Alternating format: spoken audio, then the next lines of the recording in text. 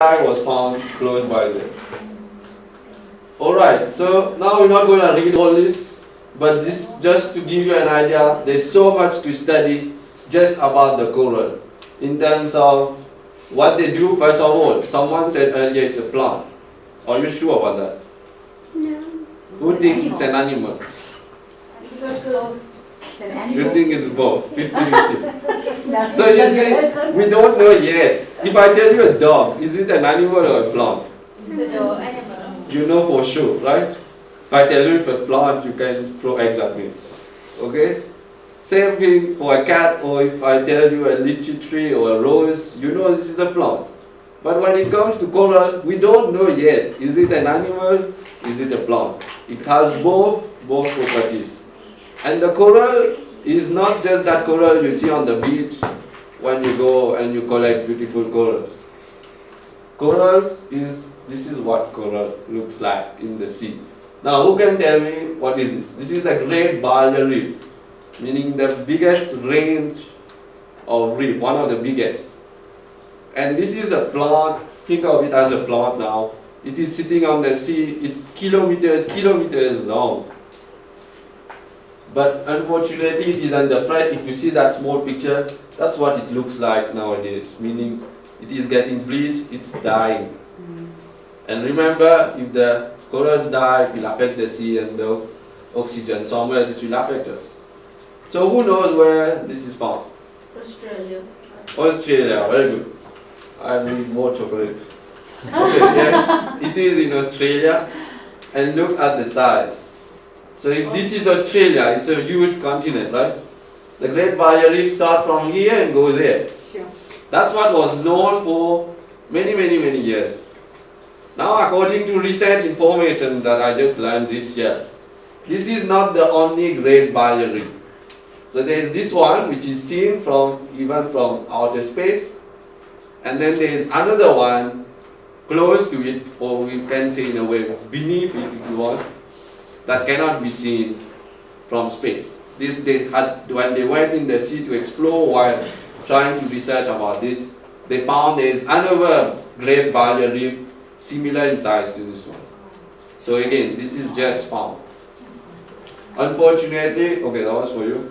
You get the chocolate. So you and you. Okay. Let's get you some chocolate. Alright. So usually I carry the chocolate. I forgot. Okay, so that's what I think it's fasting, right? So that's what corals look like. That looks like flowers. Do you think so? No, that looks like sea anemones. They look like Okay, flowers. maybe, but what is that? Animals. They look animals. Don't clownfish live in those? I've seen lots of fish. I've seen lots of those at the beach, and they eat sea slugs and vegetables. Yeah, that's the one you see that come out. Yeah. No, this one resembles, but that one is in the depth of the ocean. And it looks like you said, like flowers, sunflowers maybe, right? But this is what corals look like in the ocean. Unfortunately, that street view didn't show as you would have seen. There are so many pictures, and the corals, they are very beautiful. If you see roses, you see flowers that you see on the earth. There are many plants, corals inside the ocean which look like these plants. Some are even more beautiful. But then the sad thing is this little thing that you see here.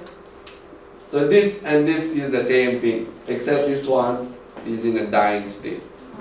So just to show you what's happening. Just like you see a plant dying on earth, it looks bad, you want to pull it out. That's what is happening. So that's again the sad thing. And what is causing this? This is a term called ocean acidification. I won't go too much in detail about this. This has to do with chemistry. Okay, if you do a study chemistry advanced later, you will get to know how this ocean acidification happen. But how we can prevent it, this I think is something you can know about and somehow you can help. When we let our waste go in the sea, when we are letting, there's so much pollution, car pollution, all the pollution actually, air pollution, water pollution, they eventually cause ocean acidification at some point. And that is why, how we can help this is why it says here, be aware, but then where. Okay? So one of the places that, like here, you are getting to see all this, you are learning something, but then the next step is, if you can share this with people. Like you don't drive cars, right? But if you can share this with adults, and then you can make people to be aware. We can't stop driving, of course, but now there is other alternatives. There are electric cars, there are cars that consume less or produce less carbon dioxide. There are all these alternatives. Like if we just save light at home, if we don't waste electricity, in some ways this will help the ocean. So you see, you don't have to stay near the ocean to save the ocean. Wherever you are, simple actions that you do, not throwing waste out, or probably you don't do it, but if you tell people also not to do it, it will somehow help. And then the other way is just learn about the ocean and be fascinated about it. And when you are fascinated about it, maybe one day you can do research and find solutions. Like you'll see later, kids of your age are doing research. You'll be surprised, kids of your age, they are helping the ocean. So where you can, here I list only two main websites where you can learn more about the ocean. I learned myself from these, but there are many, many more. Okay, and here it says, keep your, okay, you have to keep the cap on. Okay, don't remove the cap when you go by the beach and then you leave it behind. And then the other thing is, don't avoid use plastic bags when you go shopping. All these simple things help, because you saw that video earlier. Most of these are plastic that is sitting in the ocean. So for example, here we have some information. We won't go in details. Okay, I will also give you these slides. You can go through it again then if you are interested. This gives you an idea of how old something, how long something takes to like decay. So for example, if it's just a banana peel, 5 weeks, it's gone. But then when it comes to plastic, batteries, like from this thing, takes 100 years. If we go to other type of plastic, 1 million years. That glass bottle that you buy, Coca-Cola, Pepsi, and all these cold drinks, it takes 1 million years. Wow. So this is definitely not practical. We need to find a solution. And here I wrote this International Coastal Cleanup. What this is referring to, you see this website. Both of these are actually organizations. They are not just websites. They organize beach cleanups and lots of activities to help the ocean. So they've been doing this for the past 25 years. And this is last year one. Every year they have a report. And look at this. This is quite shocking. Just cigarette was collected is almost 2 million. 2 million pieces. That's from all over the world. It's not one place only. It's from all over the world. They collect the information. Basically, when people are picking the rubbish, they record what is being collected. They make research and everything, and then they produce. But then another surprising thing here is, you see what was collected. So some people are taking pictures, and then they forgot their selfie sticks on the beach. So just to show you, or maybe it was just broken, and they're like, okay, let's just leave it there. Maybe they thought some sea turtles going to use it. Unfortunately not. When the sea turtles see these very small plastic pieces on the beach, sometimes they don't know it's plastic. They think it's food and they eat it. Okay? So these are things that happen and which is quite sad. So again, this is about pollution, which we talk about. We'll just move past it. Let's look at solution now, enough of seeing all the problems. We do have solution, we are not in a desperate case. I already given you a few examples how things that you can do at home can help, and you can read more of it from the internet. Basically, we want to set a circle. So this is us, this is the planet Earth, basically the ocean. And then, what do we do mainly in our life? We eat. We eat, yes, you got it right. Okay, we eat food. If we don't eat food, we can't survive, right? So now we are not saying stop eating fish. No, fish is very nice, prawns is nice, octopus and anything, sushi especially. Who loves sushi here? So you love sushi. We are not telling you don't eat sushi. Please continue to eat, enjoy your sushi. It's okay. But things that can be done is education. What to eat? What is the right fish to eat? What time? Okay. Of course, this is not really something that you can go do yourself. This is again just about making you aware about it, and maybe one day if you come across someone you know in a restaurant, and then like some students at a university, what they did, they suggested to the food places, the food court on campus, to start sell only sustainable seafood. So you see, these are practical things. We are not telling people stop eating fish. For example, we will see about diving. We know that the tourists, they love diving. I come from Mauritius. There are many people, you know about Mauritius?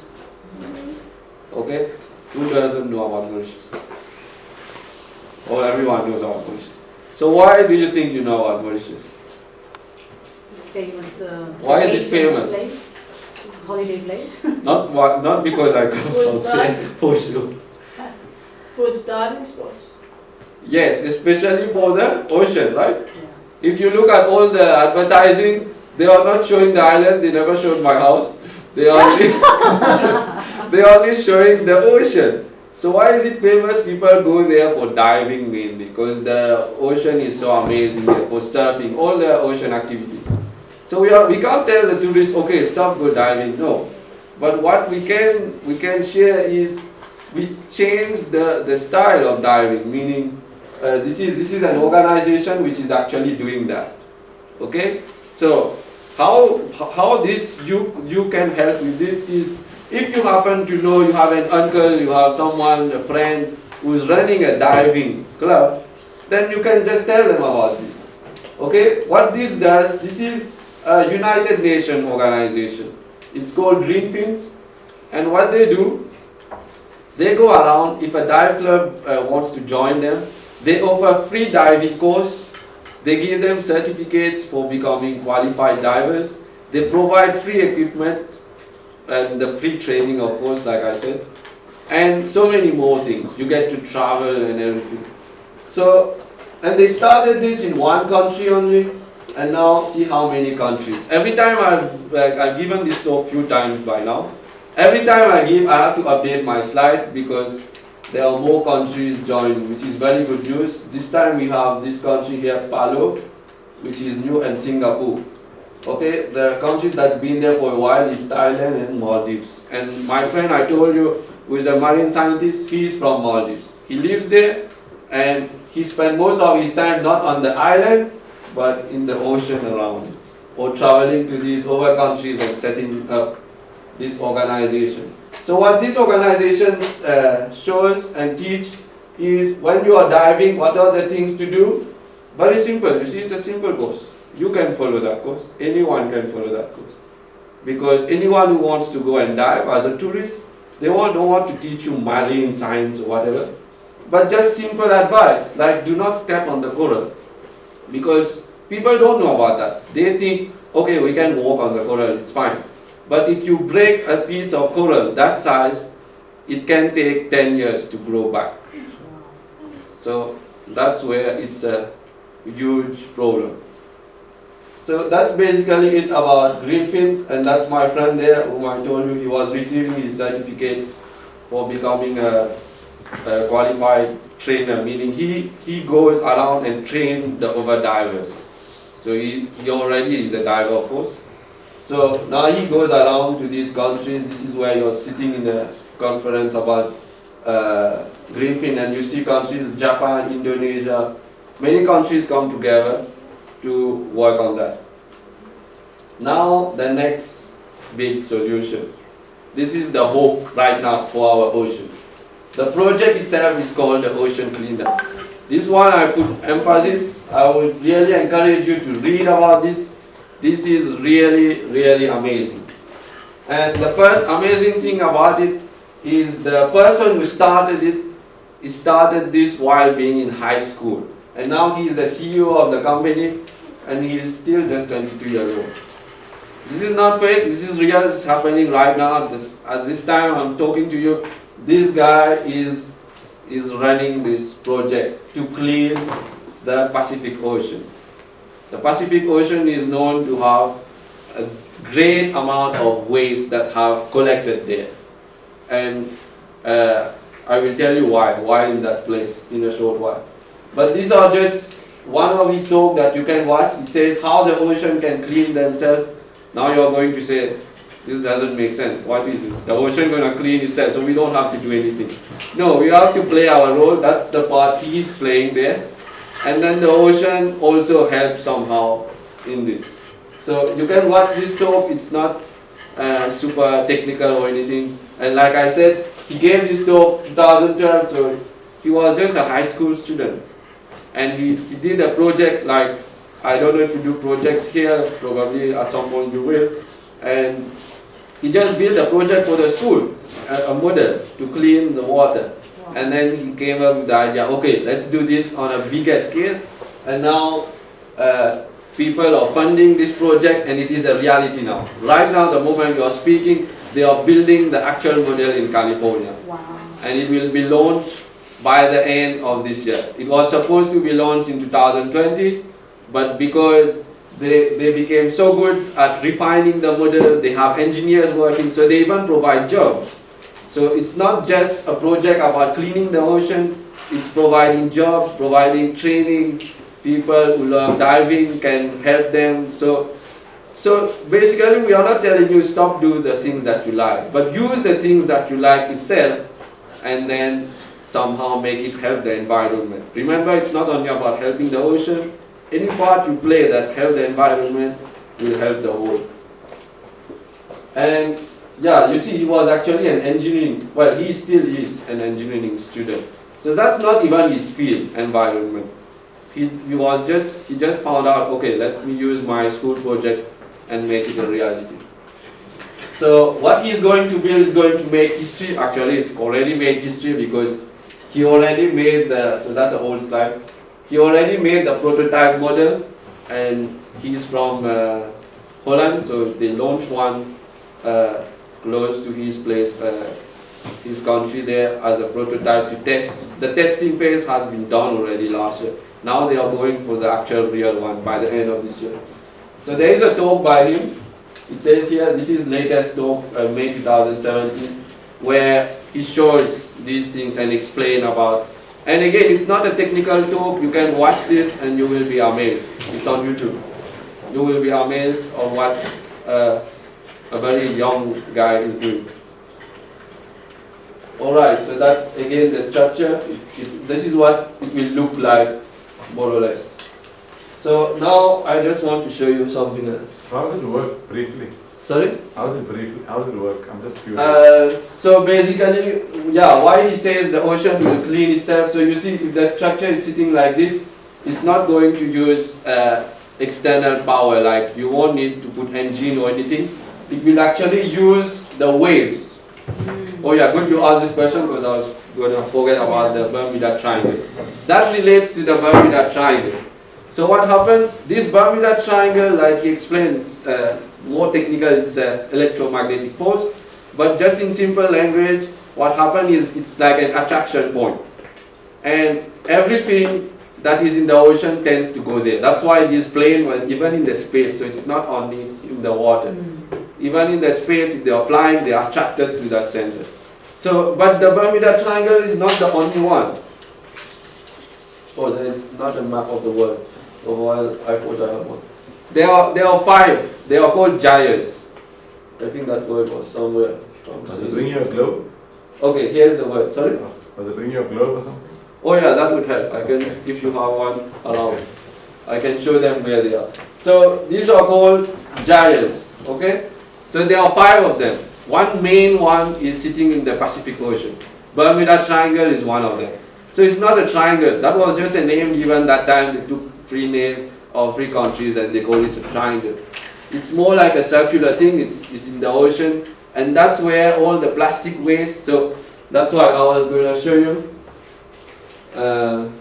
Okay, I will show you this in the meantime, and then when we come back, I will explain how this thing collects the plastic. But I can't move around the mouse. Okay, I got it. I will tell you how the plastic get collected. So you saw how this machine Sorry is. about that. Sorry? About the screen. Yeah, no, it's fine. I will get to that now. Let's put it here. Yep. Yeah. So these, because the waves are driving all this plastic at one specific point, then they are going to put that collector just at these specific points. And then all these gyres, so the waves are already driving all the plastic there, then all this thing has to do is collect them. And then if you watch his latest video, they came up with an idea about depth, so how they're making the structure even better now. So they're going to collect it in such a way now, they say, the way he called it is to how he says this? To collect plastic, we have to act like plastic. That's how he says this in the talk. And then it was not making sense, but he explained it well in the talk. How the idea is, because this plastic will be driven towards this collector, right? But how are they moving the speed? So the idea is to make that thing also move to a relative speed, so that when the plastic comes,